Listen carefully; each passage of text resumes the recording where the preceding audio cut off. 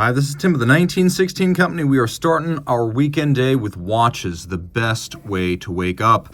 Today, we have a spectacular lead-off in the form of the Omega Seamaster Planet Ocean Summer Blue, 39.5 millimeters in diameter in stainless steel. This was part of the 2023 summer season launch of a distinctive summer blue tone set, and this might have been the best of those watches. It may also be the best Planet Ocean you can buy.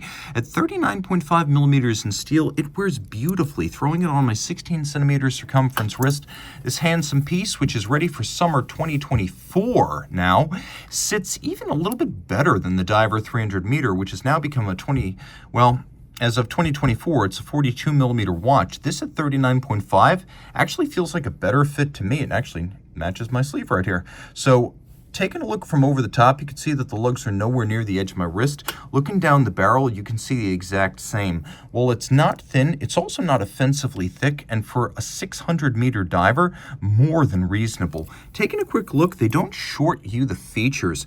We have a ceramic capped bezel with a truly excellent knurling, which is sharp and easy to grip.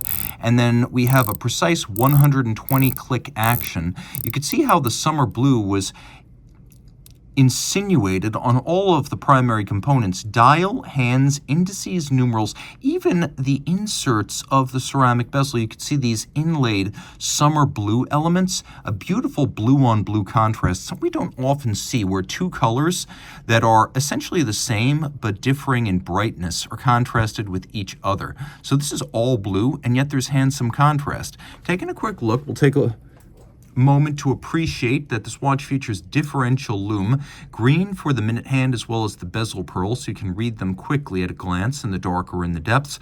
And we have a running seconds hand with lume, which is important on a diver. Now, what's really intriguing here is that we have this vertically brushed grain on a dial of zirconium oxide, which is ceramic. But we also have this wonderful fume fade of the summer blue from silver blue at the center to almost navy at the edge. You can see all applique indices and solid blocks for the numerals themselves, as well as an applied summer blue Omega logo. On the reverse side, you can see King Neptune right there, or Poseidon, reminding you that the Seamaster has been Omega's water-resistant watch line since 1948, 600 meters water-resistant, helium escape valve, automatic coaxial master chronometer certified, caliber 8800 inside, 55 hours of reserve, water-resistant, shock-resistant, anti-magnetic, and proofed to better than COSC timing tolerances. It has hacking seconds and a quick set. We're going to take a look at the clasp right here, and as you can see, there is a little push-button slider that gives you 9.6 millimeters of incremental tool-free adjustment. And then you have many individual removable links of a short cross-section so that you can size this watch precisely. But let's say you want to size up a little bit. Well, easy to do. We have the H. Moser & C Pioneer center-second rotating bezel for collective horology. This was the C02, the second watch by the Silicon Valley-based watch club, and as you could see, it's a very distinctive look with a combination of a 12-hour bezel on a diver, a vertically brushed fume fade green dial with solid blocks of ceramic lume material known as globalite, and we have a large 42.6 millimeter steel case with a bracelet that is uncommon on Pioneer models, and it's a very minimal watch. As you can see, handsome, no date, 3 hands, but with plenty of lume and absolutely no shortage on that front. You can see it works like a vintage diver with a bidirectional bezel action. So this is not an ISO 6425 diver. It's made to be unique and standalone. As a result, you can easily read not only the minute hand against the bezel index, but all of the individual hours up to 12. A very cool watch and a very unusual one. I've heard two different numbers production-wise, 50 and 75 for this model, and I'm inclined to believe the lower number. So taking a look on the wrist, it's large, but the pivoted end links mean you can easily pull this watch around a smaller wrist. My wrist has absolutely no issues with it. You can see it's actually quite thin. It will fit underneath the cuff.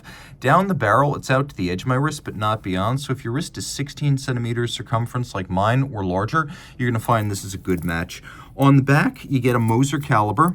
You get the Moser HMC 200, automatic winding with a magic lever style system, ceramic bearings, full balance bridge with a free sprung balance for shock tolerance and precise adjustment, and a 3-day power reserve.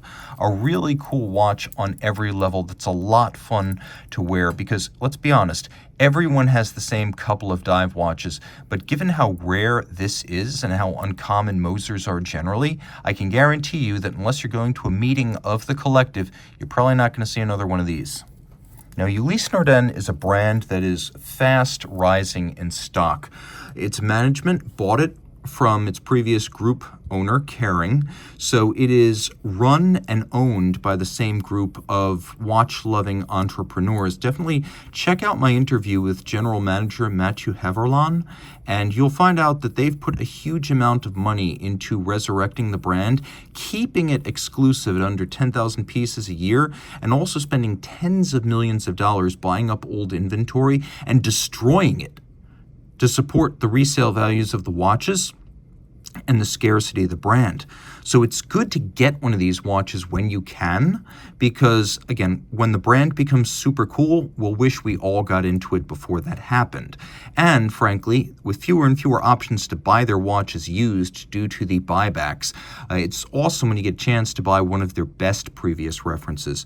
This is the Marine Annual Calendar Chronograph, which came out in 2003, and this watch has everything you could want. It is 40 millimeters in diameter in steel. It is robustly water resistant to over 100 meters.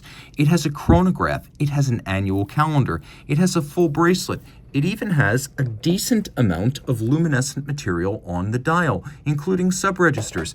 And like the vintage Uliss Norden marine chronometers of the 19th and early 20th century, it features elements like the coined bezel, like the individual number plate fixed by fired screws. If you look at the reverse of the watch, we have a double deploying clasp here, you can see that in addition to the names and years of Uliss Norden's gold medals at exhibitions and trials, we also have these spectacular blued screws holding the case back on, a nice touch that I haven't seen on any other watch. This is the UN caliber 51, so it is a ETA 2892A2 base with a Dubois de Praz module on the top.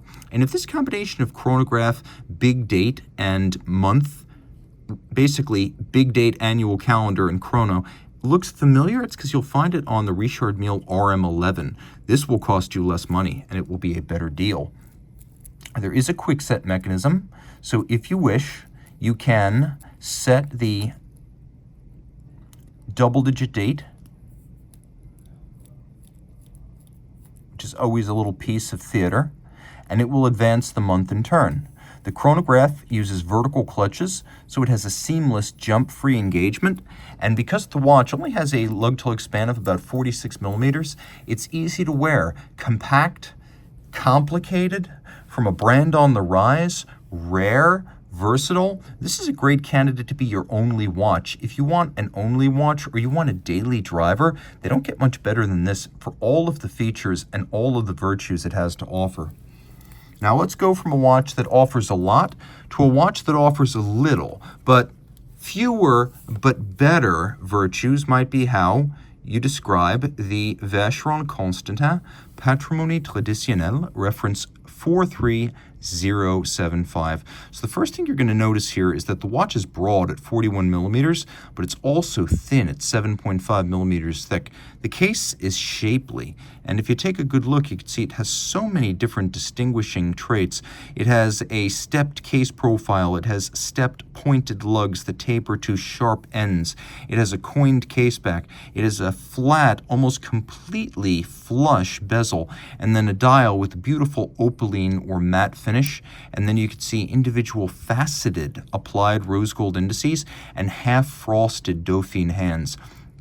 Now today, this would be considered a Vacheron Traditionelle because Patrimony includes the baton hands and Traditionelle includes the Dauphine hands, but there was a time when they were all called Patrimony Traditionelle. So the half frosting of the hands makes it easier to read the time against the base. We'll get a little closer now. I will correct the wayward focus of my camera. You better believe it. It's that movement. It's the 1120. It's the movement designed by JLC for Vashon Patriot and Audemars Piguet in 1967. This movement originally used on the Vacheron 222, the Patek 3700 Nautilus, and the Royal Oak 5402. Today, you can see Vacheron equipping it in Geneva seal finished form. This watch is fully Geneva hallmark, as have been Vacheron watches with the Poisson since about mid-2012, when it became a full watch standard for quality, not just the movement. Now, you can see that the rotor has been entirely skeletonized and then freehand finished with beveling on all the interior hollows, so you run out of time counting all of the interior angles where bevels meet. We have stripes across the top of the rotor. You can see that this watch features 5-position adjustment, the high horology and chronometer standard, and it has this fascinating beryllium ring that runs all the way around. And if you look, the rotor is actually annular. It's circular. The mass is on one side, but this goes all the way around the watch. Now, there are ruby rollers at the 4 corners, here, here, here, and here. And so the rotor and the ring are cinched super close to the bridges and the base plate to thin out the base movement. And the base movement here is only 2.4 millimeters thick. The trick to this watch is just how close the rotor can come to the bridges and plates without coming into contact with them under conditions of shock. And that's all down to those 4 ruby rollers which support the rotor full time. We have solarization on the ratchet wheel, solarization on the crown wheel core, bevels that are broad and mirrored and rounded and finished the hard way. We have beveling in all the jewel and screw sinks and engine turning on the base plate. Truly special, automatic winding with a 40-hour power reserve. And pardon me here, but my camera is reverting to manual focus mode. But the watch is beautiful, and while it is large at 41 millimeters, it is also second skin flush. A wonderful example of what Vacheron does so well: shapely lugs, classical elegance, beauty in finish, pedigree, and reverence for history. A watch that is spectacular. This is a timepiece that could easily be the flagship of a dress watch collection, or if you're going to have just one dress watch for special occasions, this is it. It's often said that if you're going to wear a watch with a tuxedo, wear the simplest watch possible. And not only is this simplicity incarnate, but it also adds the convenience of automatic winding in a dress watch that is manual wind thin, but automatic wind convenient. Now, I'm going to show you a watch that's very, very special. It's the first example of its type that I've encountered. We'll get close, fight my autofocus again. From Rudis Sylva, this is the RS23, 8-piece limited edition in titanium, 44 millimeters in diameter, but only 51 lug-to-lug and 12.5 millimeters thick. You can see it has a glass box style sapphire, hugely cambered and domed. The case flank, including elements of polish, media blast, and satination.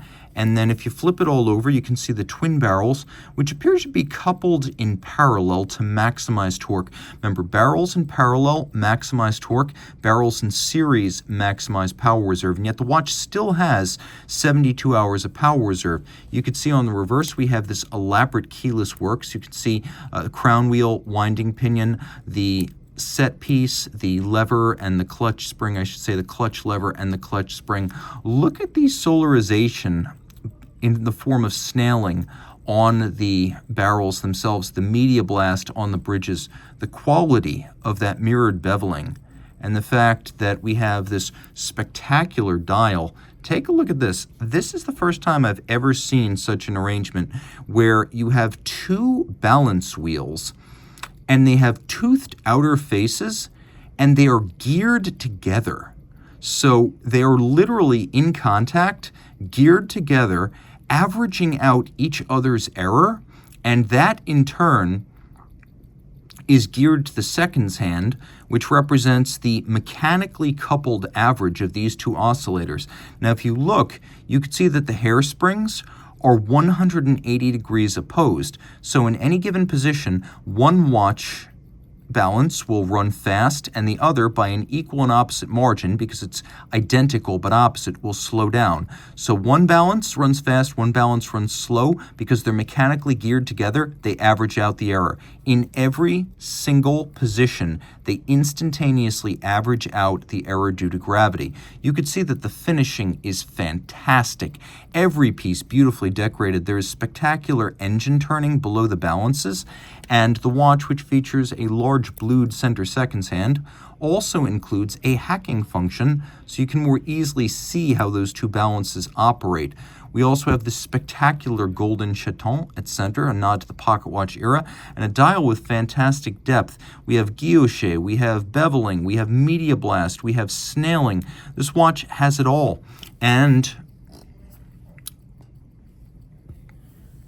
throwing it on my wrist, I can tell you it is feather light. We have this lovely sort of nubuck texture, alligator leather strap. This is an 8-piece edition in titanium with handsome elements that are polished, blued, rose gold for a little bit of warmth. Although it's a large watch, being only 51 millimeters lug to lug for a 45, that's fairly compact, and it is thin, so it'll fit under a cuff. This is a dress watch, though I'm going to describe this as more of an outgoing, extroverted dress watch rather than the sort of bashful and modest school of dress watch thought. This is a dress watch designed to be noticed.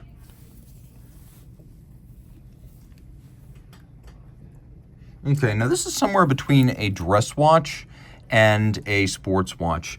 Launched in 2020 by Czapek, this is an 18-piece limited edition in scale. It's the Faubourg de Cracovie Chronograph, California Dreamin, because of the presence of a California dial. Roman numerals on the top, Arabic numerals on the bottom, no shortage of luminescence, 41.5 millimeters in diameter in steel with a generously domed crystal. You can see the case flank includes recesses that are scalloped and then media blasted. We also have polished elements and a little bit of satin finish. The watch includes a granular black dial base, and you'll appreciate that there's a lot of attention to design parallelism here, as all of the hands, even the counterweight of the chronoseconds hand, mimic the Czapek logo. Of course, Czapek, the original business partner to the more famous Antoine Norbert de Patek, who created first Patek et Czapek and then later Patek Philippe with Jean-Adrien Philippe. Czapek struck out on his own in 1845 and created a brand that was revived in the 2010s by a group of enthusiasts and enthusiast investors, and watches like this have been the result. In general, they partner with the best companies to create movements that are customized for Czapek but based on well-known calibers. So in this case, we have a Seed VMF 6710 from Vauche, but we have it in a unique arrangement with a set of skeletonized bridges, a media blasted profile, internal beveling, and a nickel anthracite coat. Now we'll fire this watch up.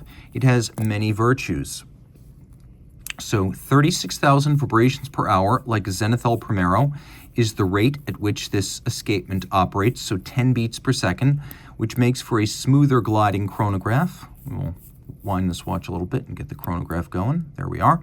So you can see it has that smooth glide and against the ear, the double step cadence of an El Primero.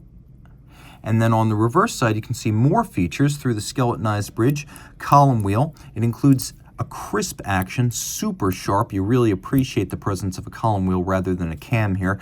And then the vertical clutch ensures that the chrono never starts with a jump or a stagger. It is always a seamless engagement. Turning it back over, you can see that the bridge is anchored on both sides and free sprung, features that make for outstanding shock resistance, 65 hours of power reserve, and it is a COSC certified Swiss chronometer. So this is a watch that has lots going on every front. On the wrist, it's big, but it's not oversized. 41.5 is a large watch. I'd call it a full-sized watch, neither oversized nor undersized. And it's got a great look to it with a classic sporting tritone, that classic combination of black, then white, then red, like some of the finest motorsports chronographs of the 1960s and 70s. A lot of fun to own. And again, this is the California Dreaman, an 18-piece edition in stainless steel. Here's a watch that pegs the meter and may have been my favorite release of 2023.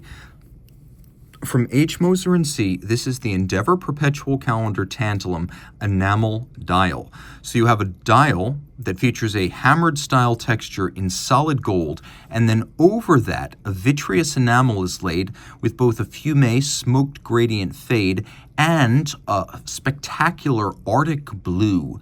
So this is a wonderful sort of aqua Arctic, almost, I would say almost teal to blue transition, and it has wonderful depth. Cooked up to 20 times at 800 degrees centigrade, it's an art and a craft to create this type of enamel dial. And you can see that the watch features a tantalum case in 42 millimeters.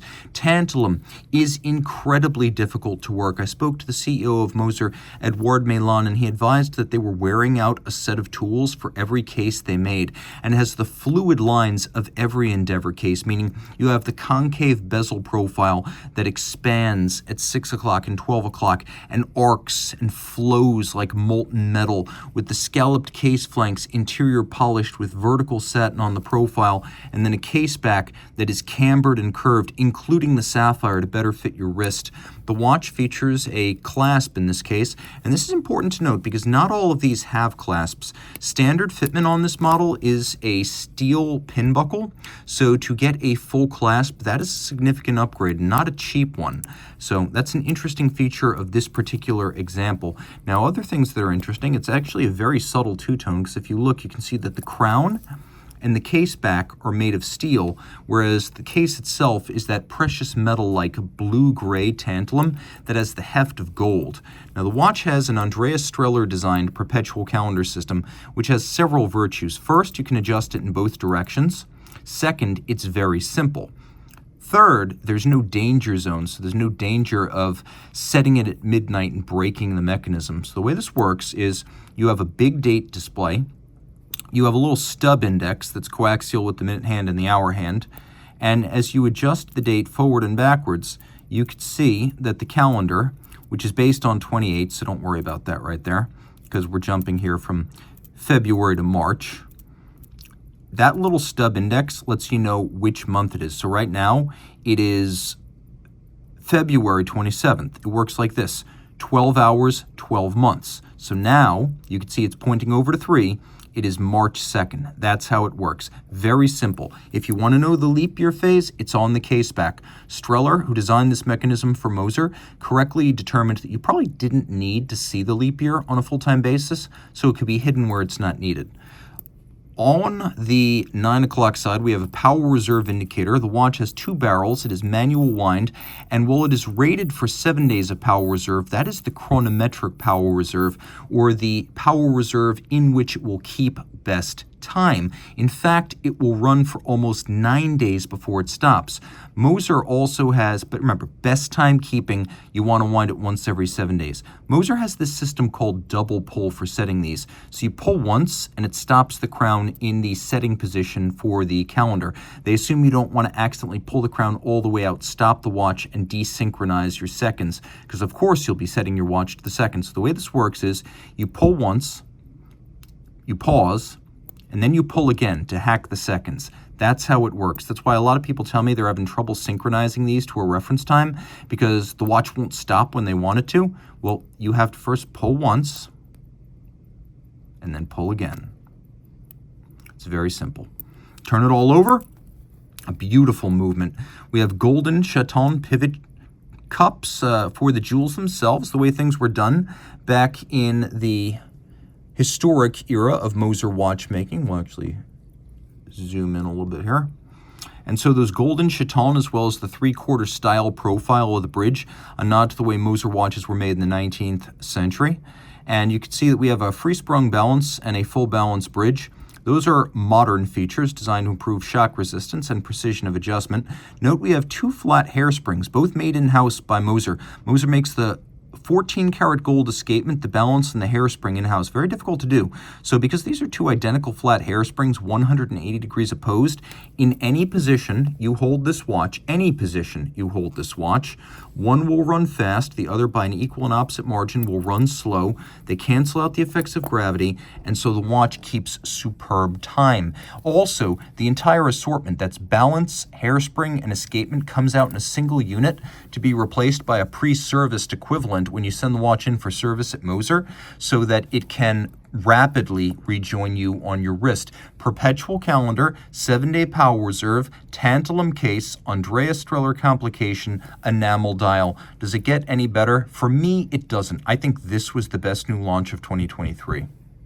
That and maybe the Bethune DBD re-edition, but it's neck and neck for me. Speaking of Bethune, what we've actually got right here is a fantastic example of the breed. This is the DB28 Zirconium. So the DB28 won the Aiguille d'Or, effectively Best Picture at the Oscars of Watchmaking back in 2011. And the watch, which features variable geometry floating lugs, is the most widely recognized Bethune design. It's often said if you're going to buy a Patek, get a Calatrava or a Nautilus. If you're going to buy an AP, get a Royal Oak Jumbo. An Omega, you should buy a Moonwatch. And if you're buying a Bethune, get a DB28.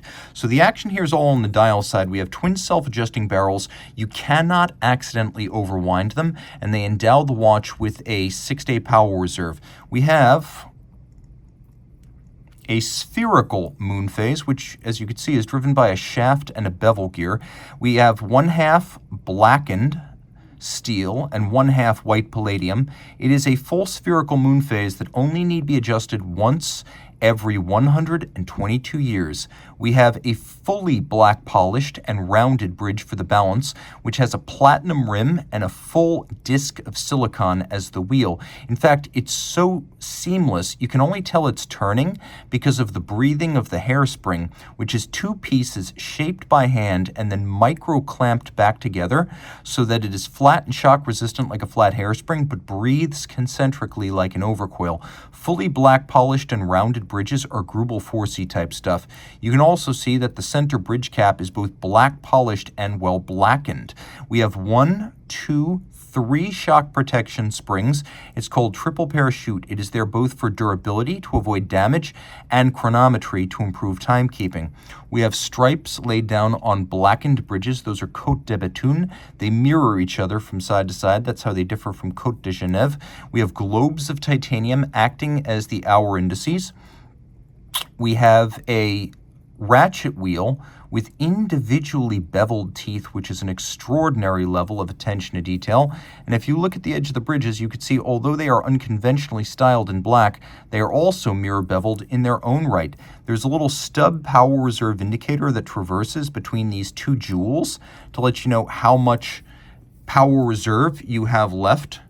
And then you throw the watch on the wrist. This one has the floating lugs that span from 58 millimeters down to 53, so they will fit your wrist. The watch is only 11.7 millimeters thick, 42.6 or 42.7 millimeters in diameter, and it wears well and it wears light. The idea here was to create a watch that was almost impervious to scratches. So on top of ultra hard zirconium, there is a hard black coating of well over 1,800 Vickers. It is super resistant to scratches, which is exactly how I like my luxury watches.